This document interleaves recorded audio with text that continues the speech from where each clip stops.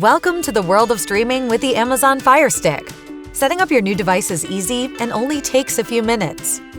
First, unbox your Amazon Firestick and plug it into your TV's HDMI port. Next, plug the Firestick's power cord into an electrical outlet.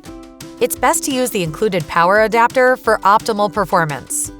Once the Firestick is connected to power and your TV, turn on your TV and switch the TV input to the HDMI port you plugged the Firestick into. Now, you'll need to connect the Firestick to your Wi-Fi network. If this is your first time setting up your Firestick, it will automatically scan for available Wi-Fi networks.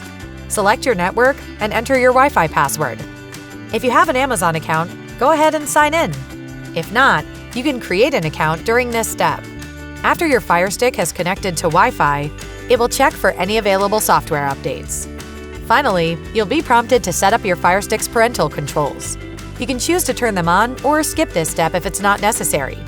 And that's it!